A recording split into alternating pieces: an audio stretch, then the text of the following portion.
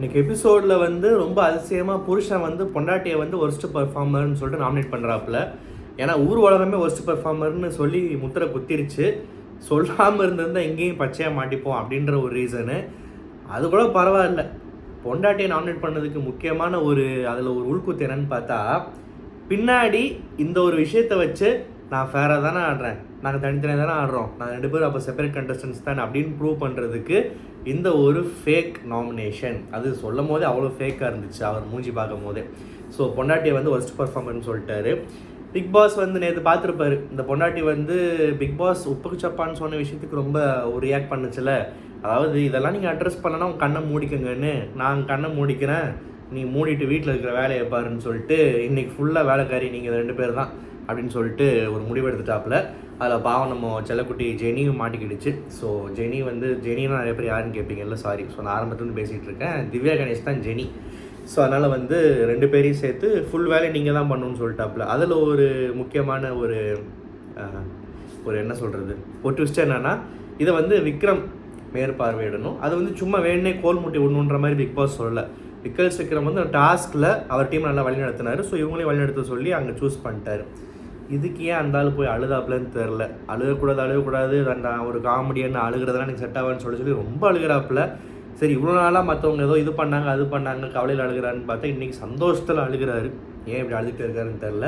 ஆனால் அதுக்கப்புறம் சூப்பராக ஒரு விஷயம் பண்ணார். ஏன்னா நேற்று ஒரு விஷயத்தை பதிவு பண்ணிட்டார். நான் கூட சொன்னேன்ல, இந்த வீட்டில் எமோஷனல் சப்போர்ட் ரொம்ப முக்கியம். அது கிடைக்கிறது மிகப்பெரிய அன்ஃபேரான விஷயம் மற்ற எல்லா கண்டஸ்டன்ஸ்க்கும்.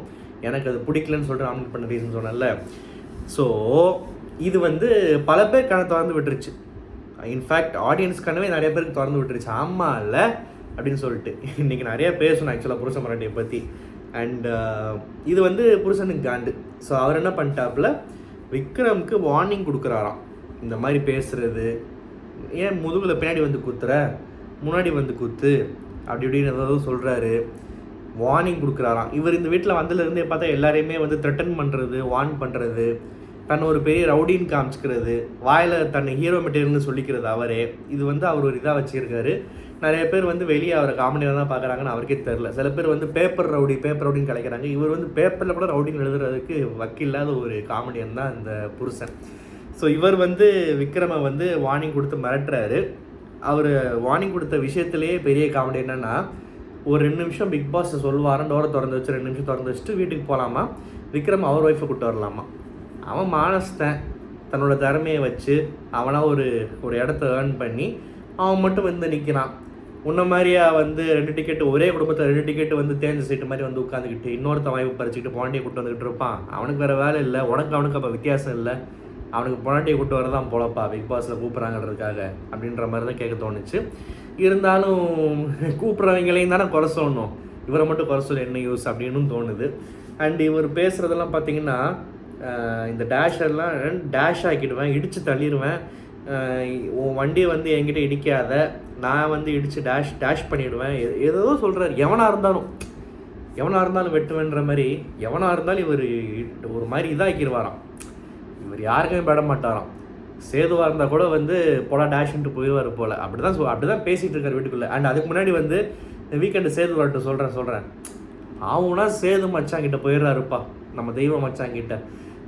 அன்னைக்கே சொன்னேன், என்ன தான் ஃப்ரெண்டு கருமமாக இருந்தாலுமே ஒரு ஷோக்கு வந்தப்போ அதை ஓப்பனாக ரெஜிஸ்டர் பண்ணால் கூட ஒரு ரூல்ஸ்க்காக வந்து நான் இங்கே இப்படி நீ இப்படின்னு சொல்லிவிட்டு உள்ளே ஃபேக்காவது பண்ணலாம், அப்போ தான் பார்க்குறதுக்கு நம்புவாங்க.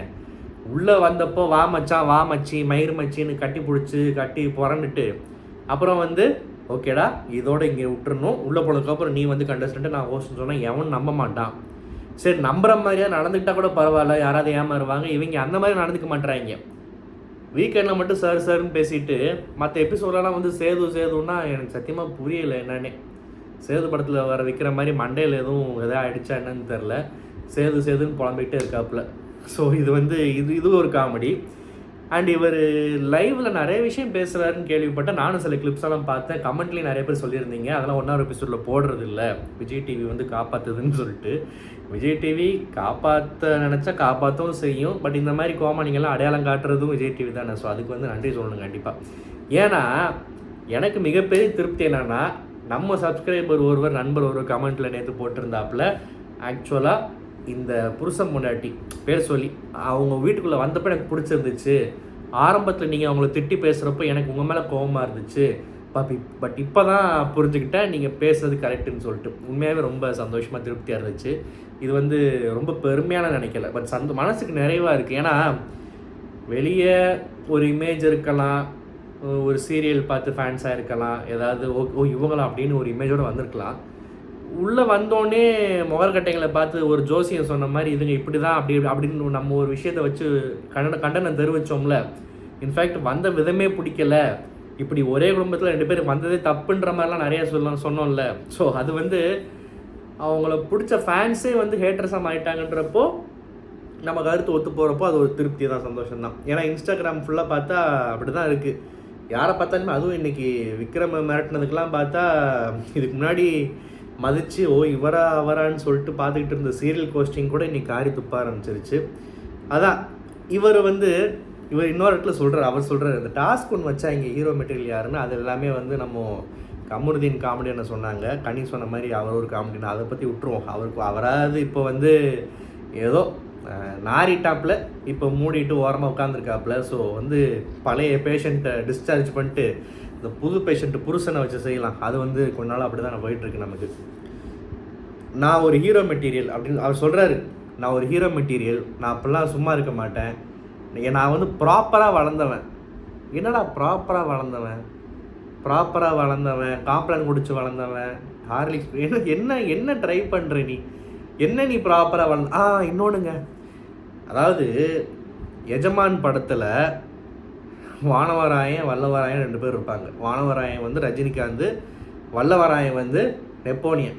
2 பேருக்கும் மறைமுகமாக ஒரு போட்டி இருக்கும், யார் அப்பனாருது குழந்தை பெற்றுக்கிறதுன்னு சொல்லிட்டு. அது வந்து வானவராயனுக்கு கூட பெருசாக அதை பற்றி அது ஒரு கெத்தாக நினைக்க மாட்டாப்புல, பிகாஸ் அவர் ஹீரோ. இங்கே வந்து இவர் அதை ஒரு கெத்தாக நினச்சிட்டு இருப்பார். ஸோ நெப்போலியனுக்கு வந்து குழந்தை பிறந்தோடனே அது ஊரறிய பெருமையாக பேசி வானவராயனுக்கு முன்னாடி எனக்கு குழந்தை பிறந்துச்சுன்னு சொல்லிட்டு பயங்கரமாக வந்து அதை பற்றி ஒரு பெரிய இதாக நினச்சிப்பாப்புல, சாதிச்சிட்டோண்டா அப்படின்னு சொல்லிட்டு. அந்த படத்தில் அந்த நெப்போலியன் கேரக்டர் வல்லவராயனுக்கு அடுத்து தான் ஒரு ஃபாதராக இருக்கிறத மணிக்கு ஒரு முறை நீ ரெஜிஸ்டர் பண்ணி கொண்டே இருக்கிறாய் அப்படின்ற மாதிரி சொல்லி அறுத்துக்கிட்டே இருக்கிறது யாருன்னு பார்த்தா நம்ம புருஷன் தான். இந்த பிக் பாஸ் வீட்டில் இதோட 3வது 4வது வாட்டியாக என்னன்னு தெரில, இல்லை லைவில் டெய்லி சொல்கிறான்னு தெரில, நான் ஒரு ஃபாதர்ன்ற சொல்லிட்டே இருக்காரு. சர்ச்சில் இருக்கிற ஃபாதர் கூட இத்தனை வாட்டி சொல்லிக்கிட்டு இருக்க மாட்டாங்க நான் ஃபாதர்ன்னு சொல்லிட்டு. இவர் என்னமோ ஐயோ எனக்கு வந்து என்ன சொல்கிறது தெரில, நோ கமெண்ட்ஸ். ஏன்னா ஒருத்தர் வந்து தற்பெருமை அடிக்கலாம், இல்லை தன்னை ஒரு ஹீரோவை காட்டு ஏதாவது பேசலாம், இல்லை மற்றவங்க இந்த கமருதீன் மாதிரி சீவிருவன் தலையை இது பண்ணி அந்த மாதிரிலாம் வந்து அது ஒரு ரகம், அது ஒரு லிஸ்ட்டு, ஓகேவா. இவர் வித்தியாசமாக இருக்காப்புல. அந்த புருஷன் I am a husband, I am a father, வேறு என்ன, I am a human being, I am a homo sapien, என்னென்னமோ வந்து பயாலஜி ஜுவாலஜி ஏதோ நிறைய என்னென்னமோ பேசுகிற டெக்னிக்கல் டேர்ம்ஸ்லாம் பயன்படுத்துகிறாரு. அவர் வந்து அவர் பிளட் குரூப் எல்லாம் சொல்லாத தான் இன்னும் குறையா இருக்குது, எல்லாத்தையுமே சொல்லிட்டாப்புல. அது தவிர என்ன சொல்கிறது, அது ஒரு ப்ராப்பராக வளர்ந்தவன்றது என்னன்னு தெரில. ப்ராப்பராக மற்றவங்களாம் என்ன, மற்றவங்க வீட்டிலலாம் என்ன வாயில் வருது, சரி பரவாயில்ல ஓகே. ஸோ இவர் வந்து இந்த மாதிரி பண்ணிகிட்ருக்காரு. இது வந்து இதுக்கு ஒரு முற்றுப்புள்ளி வந்து யார் வைக்க முடியும்னு சொல்லுங்கள்? சேது தான் வைக்கணும். சேது வாயை திறந்து டேய் உன்னையெல்லாம் மச்சான்னு சொல்லி உள்ள அமிச்சம்பர் என்ன செருப்பால் அடிக்கணும் அப்படின்னு சொல்லி என்னைக்கு பேசி இந்த வீக்கெண்டில் அட்லீஸ்ட் இந்த பொண்டாட்டி வாய் விட்டதுக்கு உப்புக்கு சப்பான்றதெல்லாம் வந்து ஒரு விஷயமாக்கி மற்றவங்களெல்லாம் வந்து கிளவின்லாம் பேசிக்கிட்டு இதை அட்ரஸ் பண்ணலன்னா பிக் பாஸ் கண்ணை மூடிக்கோங்கன்னு சொன்ன பொண்டாட்டியாக இருக்கட்டும், இல்லை இந்த மாதிரி வாய் விட்டுட்டே இருக்கிற புருஷனாக இருக்கட்டும், இவங்களை கண்டனம் தெரிவிக்காமல் இப்படியே வேடிக்கை பார்த்துட்டு இருந்தாருன்னா இதில் பாவம் சேதுக்கும் நிறைய அடி வாங்கும்னு நினைக்கிறேன். அண்டு இந்த நேற்று கிளவி விஷயத்தை பற்றி நான் கமெண்ட்டில் கேட்டிருந்தேன், எப்போ எந்த டைமில் சொன்னாங்க, நிறைய பேர் போட்டிருந்தீங்க, ரொம்ப நன்றி. நான் ஒன்று சொல்லவா, என்னோடய பாயிண்ட் ஆஃப் வியூவில் நான் ஒன்று சொல்லவா, என் பார்வையில் பொண்டாட்டியவும் கனியவும் நிற்க வச்சுருந்தீங்கன்னு வச்சுக்கோங்களேன், 2 வருஷன்லேயும் வச்சுக்கலாம். லெட்ஸே கனியும் பொண்டாட்டியும் நல்ல மேக்கப்போடு நிற்கிறாங்கன்னு வச்சுக்கலாம். அண்டு இன்னொரு வருஷன் 2 பேரும் மேக்கப்பே இல்லாமல் நிற்கிறாங்க கூட வச்சுக்கலாம். இந்த 2 வெர்ஷன்லேயுமே நிஜமாகவே சொல்கிறேன், சத்தியமாக சொல்கிறேன், நான் பார்த்த வரைக்கும், எனக்கு தெரிஞ்ச வரைக்கும் என் கண்ணுக்கு கனியோட வயசு கம்மியாக தெரியும். பொண்டாட்டி தான் பார்க்குறதுக்கு கிளவி மாதிரி இருக்கும். இதில் எதாவது டவுட் இருந்துச்சுன்னா ஆமாவா இல்லையா அப்படின்றத நீங்கள் கமெண்ட்டில் சொல்லுங்கள். யாருக்கு முகத்தில் சுருக்கம் தெரியுது, யாரை பார்த்தா கிளவி மாதிரி இருக்குன்னு. அப்புறம் அவங்கவுங்களாம் பேசிக்கிட்டு, ஏன்னா தன்னை வந்து ஒரு என்ன சொல்கிறது, இப்போ தான் நான் வந்து 10th ஹால் டிக்கெட்டு வாங்கிக்கிட்டு கையோட பிக் பாஸில் வந்திருக்குன்ற மாதிரி காட்டிக்கிட்டு, சம்மந்தமே இல்லாமல் ஒருத்தவங்களை வந்து கிளவி ஏன் கூட கம்பேர் பண்ணி பேசுகிறான்னு சீன் போடுற ஒருத்தையை வந்து நம்ம ரியாலிட்டி என்ன புரிஞ்சுக்கோன்னு அடிக்கிற மாதிரி சொல்கிறதுல தப்பே இல்லை. ஸோ இன்றைக்கி கமெண்ட்டில் வந்து உங்கள் பார்வையில் யார் உண்மையான கிளவி மாதிரி இருக்கான்றது சொல்லுங்கள், தெரிஞ்சுக்கலாம். இவங்க வந்து கனியை கிளவின்றாங்க. அண்டு புருஷன் வந்து அவர் பேசுகிற வாய்க்கு வந்து அவர் வீக்கெண்ட் எபிசோட்ஸில் வாங்கி கட்டிக்கிட்டா உண்டு. அது என்னன்றதை பொறுத்து தான் பார்க்கணும். அதுக்கப்புறம் கவின் வந்தாப்புல பிக் பாஸ் வீட்டில் இருந்துட்டு லைஃப்பில் ஒரு ஸ்டேஜுக்கு போயிட்டு அவர் சினிமா இண்டஸ்ட்ரியிலையும் நிறைய அவரை பற்றி ஏதோ சொல்கிறாங்க சில இடங்கள்லாம் வந்து. பட் ஆனால் ஒரு இடத்துக்கு போயிட்டார், அதை படம் ஓடிச்சுன்னா தக்க வச்சுப்பார். கவின் அஸ் அ கண்டஸ்டண்ட்டாலாம் இங்கே உட்காந்து பேசுகிறதுக்கெலாம் ரொம்ப நாள் ஆகிடுச்சு, திரும்பலாம் பேச ஒன்றும் இல்லை. பட் எனக்கு வந்து பெருசாக எனக்கு என்னமோ வந்து எனக்கு வந்து சீசன் 3 பிடிக்கும். அதில் என்னை கேட்டால் சாண்டி வின் பண்ணியிருக்கணும். கவின் வந்து சில விஷயங்கள் எனக்கு பிடிக்காது, அளவுக்கு அதிகமாக அவரை வந்து போற்றி பாராட்டுறாங்கன்ற மாதிரி எனக்கு தோணுச்சு அப்போவே. இப்போ அதை பற்றி டீப்பாக போக வேணாம், ஆனால் நான் போயிட்டேன்ல, சாரி, தவிர்க்க முடியல. வாட் எவர், உள்ளே வந்தார். பிக் பாஸ்க்கு எப்பயுமே சீசன் 3 கண்டஸ்டன்ட்ஸ்னாலே ஒரு ஸ்பெஷல் இடம் உண்டு. ஸோ அதை வாழ்த்தி அமைச்சார். அண்டு ப்ராங்க் ஒன்று பண்ணிட்டு போயிட்டாப்புல. அண்ட் அவருக்கு அமைச்ச ட்ரெய்லருமே வந்து இன்ட்ரெஸ்டிங்காக இருந்துச்சு. என்னன்னே புரியல, என்ன சொல்ல வரீங்கன்னு தெரிலன்ற மாதிரி இருந்துச்சு ட்ரெய்லர். அதான் ஒரு நல்ல ட்ரெய்லர் ஆக்சுவலாக. ட்ரெய்லர்னால் அப்படி தான் இருக்கணும். அண்ட் அதுக்கப்புறம் வந்து இந்த நெய்யை வந்து டொக்குன்னு ஸ்பூனை தட்டி பிளேட்டில் வச்சதுக்கு வந்து வியானா வந்து கோச்சிக்கிருச்சு இல்லையா. வியானா கோச்சிக்கிட்ட பார்த்து இதுக்கெல்லாமா நான் கோச்சிக்குவாங்கன்னு சொல்லிட்டு நம்ம திவ்யா கோச்சிக்கிச்சு. ஸோ திவ்யாவோட கோபம் இருக்குல்ல, அது பார்த்துக்கிட்டே இருக்கலாம். அது அவங்க வாய்ஸுக்கும் அவங்களோட கோவத்தை வெளிப்படுத்துகிற அந்த ஒரு ஸ்டைலும் வந்து ரசிச்சுக்கிட்டே இருக்கலாம். இன்றைக்கி ரொம்ப வலியிறல்ல, பரவாயில்ல, திட்டுறது எவனையாவது திட்டுறதுக்கேவா எங்கள் வீட்டில் என்ன பெற்று விட்ருக்காங்க, யாரையாவது ரசித்தா அதை வர்ணிக்கிறதுலையும் தப்பு இல்லை இல்லையா. ஸோ வந்து திவ்யாவோட கோவம் வந்து ரசிக்கும்படியாக இருந்துச்சு. என்னடா இதை குறை சொல்கிறீங்க, என்னடா அதை குறை சொல்கிறீங்க, பேட்ரி கூட போட்டு விட மாட்டீங்கன்னு சொல்லிட்டு பண்ணது வந்து நல்லா இருந்துச்சு. அதுக்கப்புறம் வந்து இந்த பர்கர் டாஸ்க் வந்துச்சு. பர்கர் டாஸ்க்குன்ற பர்கர் ஓசியாக வந்துச்சு ப்ரொமோஷன்ஸ்க்காக. அண்டு அதுக்கு வந்து இந்த பார்வதி வந்து இந்த குரூப்போட ஒட்டிக்கிட்டு தெரியுது. இதை நான் எப்படி பார்க்கலாம், பார்வதியை நம்பவே முடியாதடா, யார் கூட வேணுமாலும் போய் ஒட்டிடும் அப்படின்ற மாதிரி சொல்லலாமா, இல்லாட்டி பார்வதி அடிக்கிறதுக்குன்னே வீட்டுக்குள்ளே வந்த 3 பேரையும் பார்வதி தன்னோட வட்டத்துக்குள்ளே இழுத்து வச்சிருக்கு பார்த்தீங்களா, உண்மையாகவே தரமாதான் அப்படின்னு சொல்கிறதான்னு தெரில. ஸோ இது என்ன அப்புறம் இந்த நான் சொன்ன மாதிரி வீக்கெண்டுன்னு சொன்னேன். ஆக்சுவலாக நாளைக்கு வந்துருச்சு. இன்ஃபேக்ட் வீக்கெண்ட் இன்றைக்கி வந்துருச்சு. இன்றைக்கி ப்ரோமோ, நாளைக்கு ப்ரோமோ ப்ளஸ் எபிசோட்ஸ்லேயே தெரிஞ்சிடும் புதுசாக பொண்டாட்டிக்கு செருப்படி இருக்கா இல்லையான்னு.